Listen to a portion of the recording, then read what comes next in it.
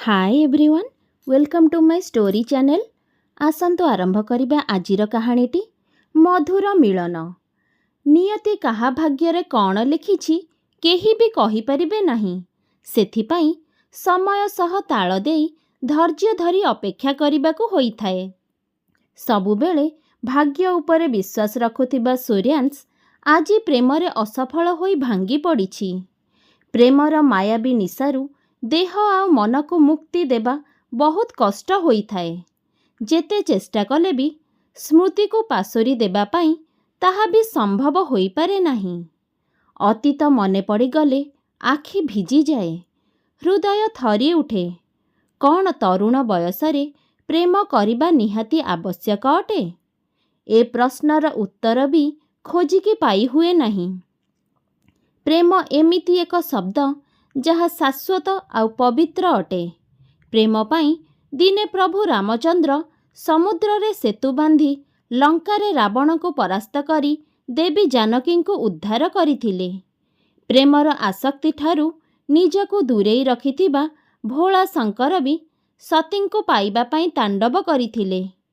किंतु आजिकालीर प्रेमरे काहींकी केजाणी विश्वास प्रेमी मानक भितरे रही पारु नाही, ताहा बुझिबा बहुत कष्ट होई जाइथाए।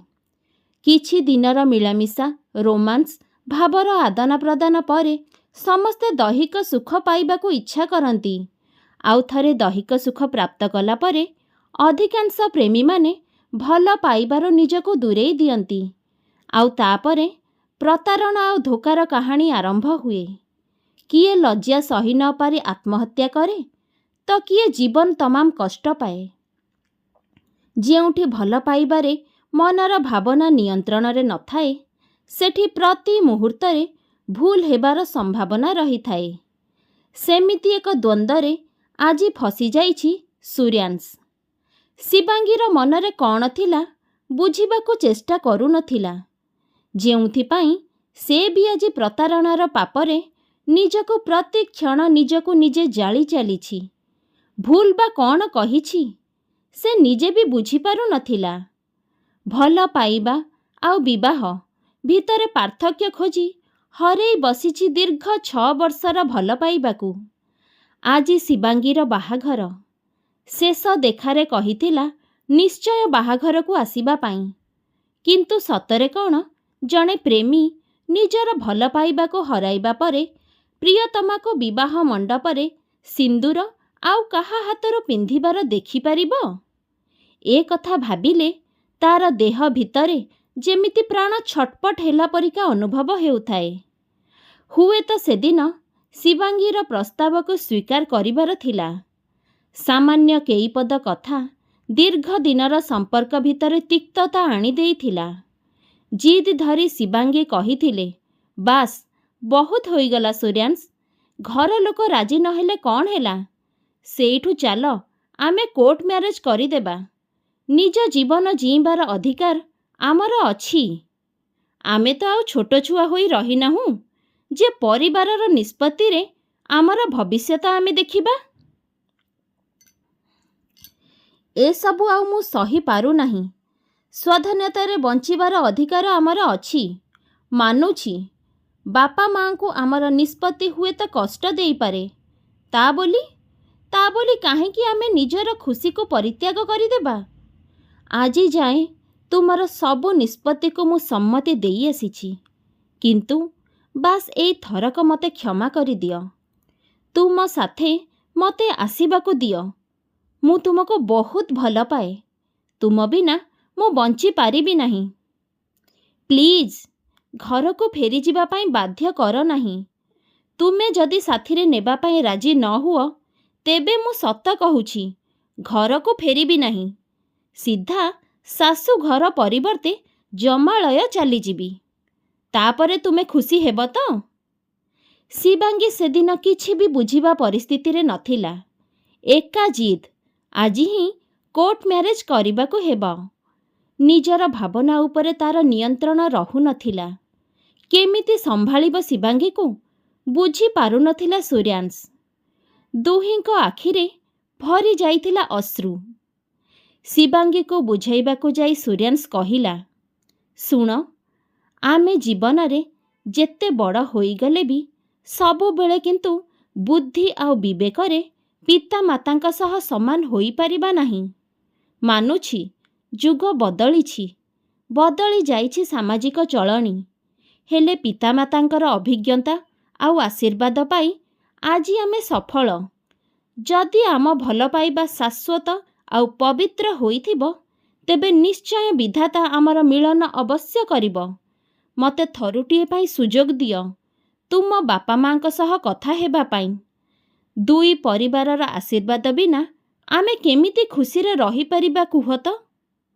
आजी जदि तुमको मु एठू नहीं चली जाए, थरे भाबिलो तुम बापा माँ सही पारिबे तो? घरर परिस्थिति एबे भल नहीं, किंतु तुम बापा जदि राजी होई जिबे गोटे वर्ष परे आमर बाहाघर हेबारे मोर आपत्ति रहिबो नहीं। पिलाटी दिनरू तुम पाई से केते कौन करिछंती। तुम बापा माँ तुमको बहुत भल पाती। तुमर भल मंद बुझी न कहिबा पूर्वरु सबु किछि हाथ पापुली आनी भरी देइछंती। तांको पसंद केबे भी भूल होई परिबो नाही। सेमाने निश्चय भल बरपात्र तुम पाई खोजी आनिबे। जदि तुम भाग्ୟରେ मो ना लेखा थिबो तेबे आम दुहिंकर मिलन अवश्य हेबो। आस जीवा घरकू। तुम हाथ पाई निजे मु गुहारी करिबी तुम बापांक पाखरे। जदि मु हारिगली तेबे जानिबो तुम बापा माँ निश्चय मो भितरे किछि मंद गुण देखि पारिथिबे। आउ जदि मु जीतीगली तेबे बुझी नेबो मु केवल तुमरी पाई जन्म होइछि। थाउ सूर्यांश थाउ। सत तो हेला तुमे आउ मते आग भली जमा भल पाउ नाह। मो ठारो दूरेई रहिबाकू निजको बाहाना करुछ। हाँ, बाहाना करिबनी बा केमिति? भल भाबरे जानिछ मो बापा राजी हेबे नाही। आउ तार सुजोग नहीं निजको निर्दोष भी तुमे साब्यस्त करिदेब। आउ भाग्य को बाहाना देखाई तुमे खसी जीव। किंतु तुमर सबु चाल मते भल भाबरे जना। मो देह को तो तुमे उपभोग करि सारिछ। आउ आजी गोटे उपभोग वस्तु को तुम घरर लक्ष्मी हेबार अधिकार बा केमिति देब? आजी ठारू तुम रास्ता आउ मो रास्ता संपूर्ण अलगा। मते मो रास्तारे छाड़ी दियो। लुह छल छल आखिरे शिवांगी कही चली जाइथाए। सूर्यांश जेते बुझेइबाकू चेष्टा कले भी से बुझिबाकू ही चाहू नथिला। किए कहार हाथ धरिबो ताहा पूर्वरु निर्धारित। केते समय विपक्षरे जाई भाग्य चक्र को बदलैबार क्षमता मोर भी नाही। रहिबा पाई मुंड उपरे छात नाही। घरे भौणीर बाहाघर होई पारु नाही। बापा बोऊंक पाई औषध आनी देई सारिला परे मास शेषको पकेट शून होई जाउछि। एमितिरे विवाह करी केमिति घर संसार करिबी बुझी पारु नाही। तुमको विवाह करिबा पाई मोर कौनसी आपत्ति नाही, किंतु जदि विवाह करिबाकू चाहिबी तेबे दुई परिवारर आशीर्वादरे ही करिबी। बापा माँ को बिना आशीर्वादरे विवाह करिबाकू मु समर्थ नुहे। आ गोटे वर्ष सेथिपाई मते अपेक्षा करिबाकू हेबो। सबु सुनी सारिला परे शिवांगी किंतु निज जिद्रे अटल थिला। सूर्यांश को धोकेबाज कही कांदी कांदी चलीगला। दुहे दुहिंकर परिस्थितिर दास थिले। शिवांगी चलीगला परे सूर्यांश बहुत भांगी पड़िथिला। से चाहू नथिला शिवांगी को हरैबा पाई। परिवारर दायित्व ता उपरे न्यस्त। एमितिरे तार प्रतिटी पाद बुझी सुझी पकाइबाकू चाहूथाए। मनरे खूब आघात पाउथाए। स्वप्न संपू भांगिकी आखि सामनारे चुरमार होई जाउथाए। मनीष जहा चाहे ताहा पाई पारे कि? जदि इच्छा मुताबक दुनिया रे सबु किछि मिली जांता तेबे दुनिया रे केही भी दुखरे रही न थांते। सूर्यांश ठारू अलगा हेला परे शिवांगी अनेक थर जीवन हरई देबाकू चेष्टा करिछि। परिवार लोके ता उपरे सतर्कतार सह नजर रखिथिले। तेणु आगत विपद को अनुमान करी शिवांगीर मन परिवर्तन कराइबा पाई ताको गाँ को पठाई देइथिले तार बापा माँ।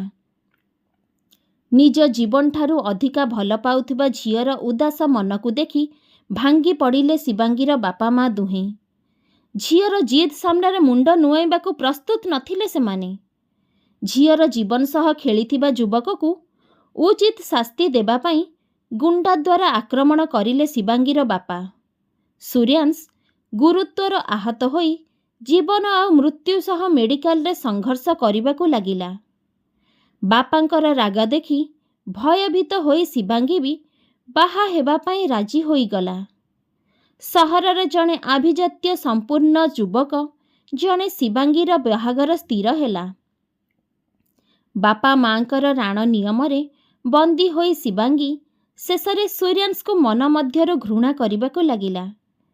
ସୂର୍ଯ୍ୟାଂଶକୁ ଶେଷ ଥର ପାଇଁ ସାଥିରେ ନେଇଯିବାକୁ ଅନୁରୋଧ କଲା, କିନ୍ତୁ ସୂର୍ଯ୍ୟାଂଶ ସତ କ'ଣ ନ ଜଣେଇ ଘରର ପରିସ୍ଥିତି କଥା ଭାବି ଚୁପ୍ ରହିଲା।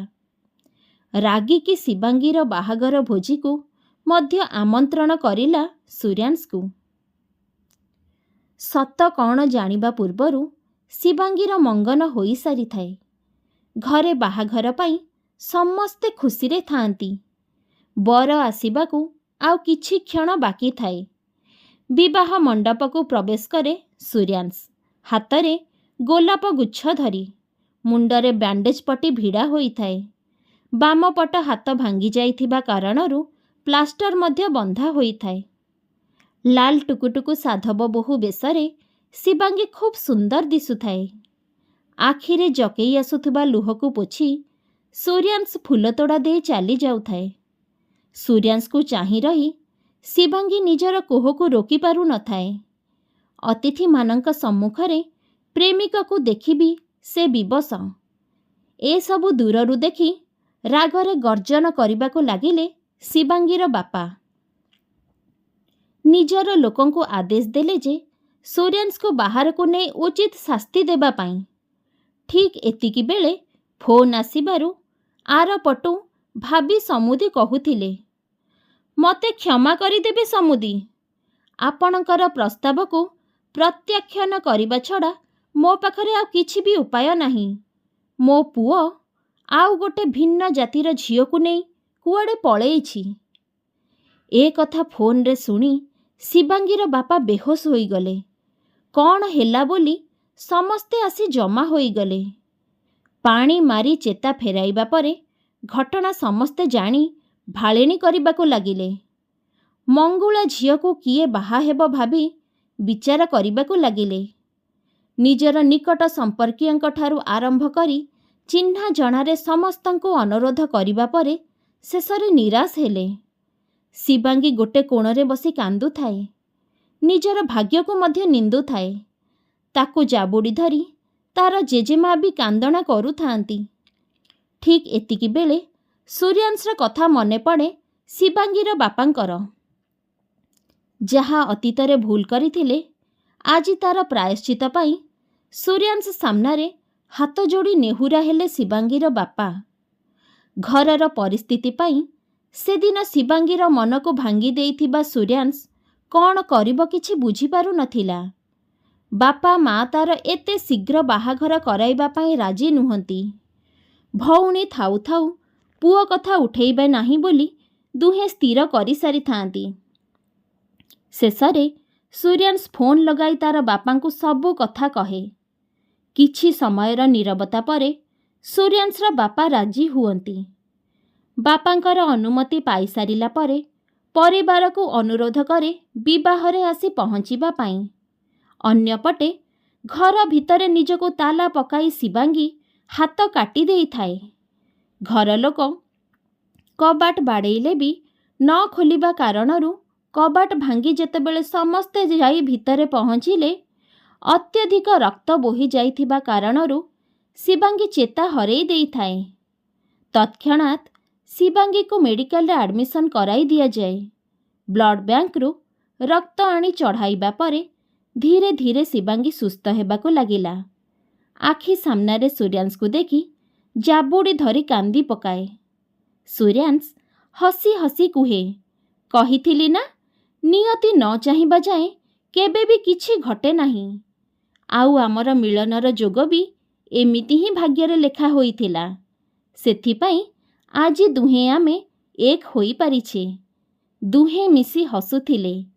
ଆଉ ସୂର୍ଯ୍ୟାଂଶର କଥା ପଛରେ ଥିବା ରହସ୍ୟକୁ ବି ଶିବାଙ୍ଗୀ ବେଶ୍ ଭଲ ଭାବରେ ବୁଝି ସାରିଥାଏ। ଦର୍ଶକ ବନ୍ଧୁ, ଆପଣମାନଙ୍କୁ କାହାଣୀଟି କିପରି ଲାଗିଲା କମେଣ୍ଟ କରି ଆପଣମାନଙ୍କର ବହୁମୂଲ୍ୟ ମତାମତ ନିଶ୍ଚିନ୍ତ ଭାବରେ ଜଣାଇବେ। ରହୁଛି। ନମସ୍କାର। ଜୟ ଜଗନ୍ନାଥ।